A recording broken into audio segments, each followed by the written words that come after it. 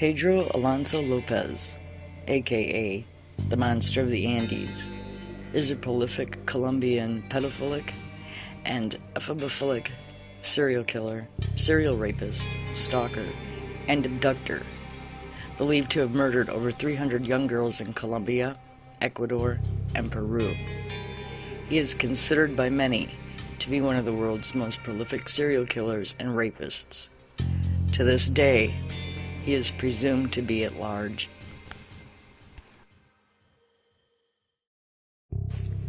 Lopez's mother, Pedro Lopez de Castañeda, was a prostitute. His father, Medardo Raiz, who was married to another woman at the time, was having an affair with Castañeda. Lopez was the seventh of 13 children.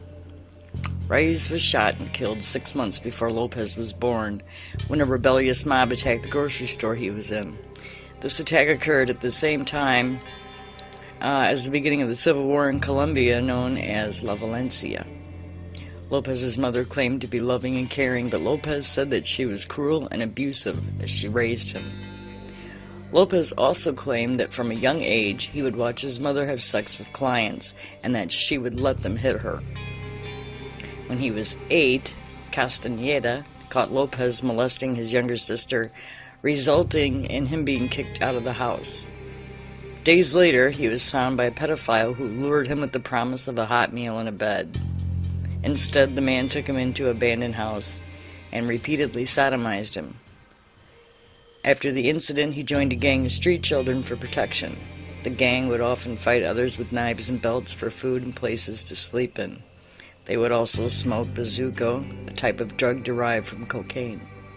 After spending 4 years surviving on the streets, Lopez was taken in by an American family and became a student in a school for orphans, but he ran away later as he was molested by a teacher.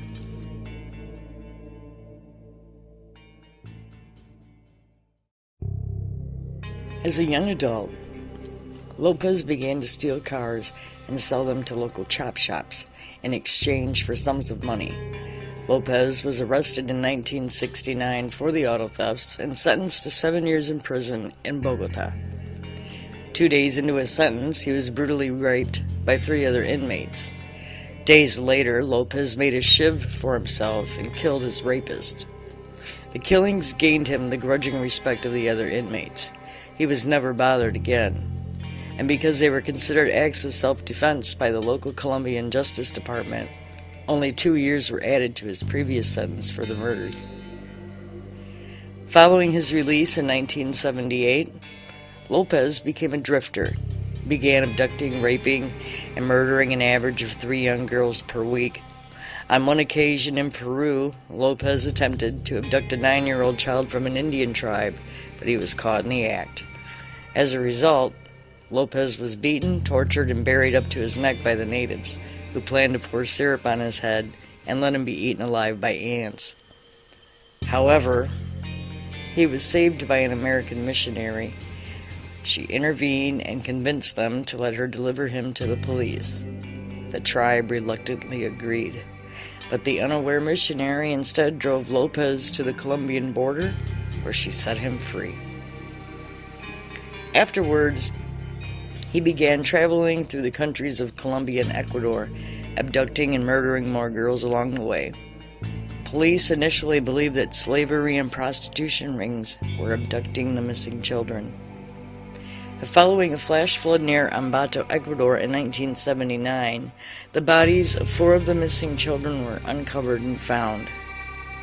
Days later, Lopez attempted to abduct 12-year-old Maria Poveda from a marketplace also in Ambato, but failed when her mother caught him in the act with the help of other women. He was almost lynched on the spot. Lopez was rescued by police officers and arrested while proclaiming that he was a good person and that he had a clean heart. While in detention, Lopez was subjected to a standard interrogation until he told the policeman that he was not Ecuadorian, but a Colombian drifter. A police lieutenant then beat him and accused him of being part of a gang abducting girls from Ambato. The officer threatened to kill him if he didn't confess. but Lopez remained silent.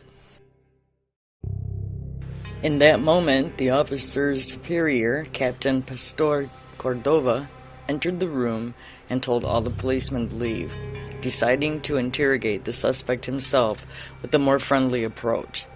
He offered Pedro food and cigarettes and asked him about his health and feelings before requesting information about the gang of abductors.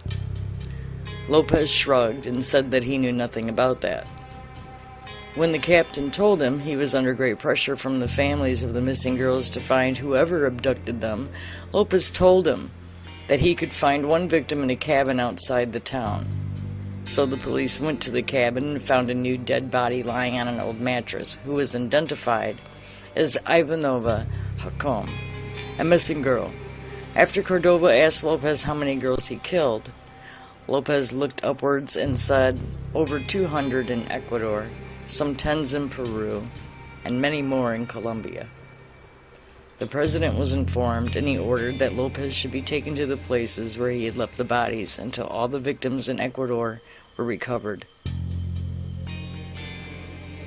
Lopez led the police to more than 30 shallow graves, but after learning that he was going to be charged for murder, he stopped cooperating and declared his innocence. A total of 53 bodies were recovered in Ambato alone, even though many graves had emptied by flash floods or scavenging animals before the investigators could find them. Lopez's minimum body count is estimated to be at 110, but some believe that the total number is in the vicinity of 300 or more. Many police officers and reporters have disagreed with the latter estimate, saying that it is still very low because he stopped cooperating with the investigation. Lopez was convicted of 3 murders in 1980 and sentenced to 16 years in prison, the maximum penalty for murder under Ecuadorian law. He was incarcerated in the Pavilion B section of Quito's Garcia Moreno prison, the model prisoner, and met a later Colombian pedophilic serial killer, Daniel Camargo. On August 31st, 1994, Pedro Alonso Lopez was released from prison on good behavior, but an hour later he was arrested as an illegal immigrant and deported to Colombia. Lopez attempted to stop his deportation, claiming that he had gained Ecuadorian citizenship in 1974, but he could not produce any evidence of this. In Bogota, protested as he was subjected to a medical evaluation, demanding to be set free even though an angry mob had gathered outside with the intention of lynching him. However, nobody had ever charged Lopez for murder in Colombia. Still reluctant to set him free, the authorities moved Lopez to El Espinal, where he had resided decades earlier with his mother. In hopes that one of his older victims would come forward, a local woman named Alba Sanchez claimed that, in 1979, she had seen Lopez walk away with her daughter, Florival, from her home before Florival's body was found raped and strangled outside town. This MO was identical to Lopez's known murders in Ecuador. Lopez was found guilty after a short trial, but his defense attorney demanded that he should be subjected to psychiatric evaluation first. He was ruled insane in 1995, and as a result, he was committed to a mental hospital instead of being sent to prison.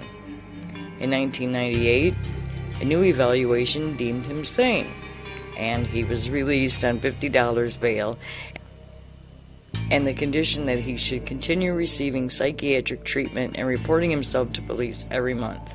However, he did neither. He is presumably still at large, although whether or not he has or will start killing again or his current whereabouts are unknown. Hug your children a little tighter tonight.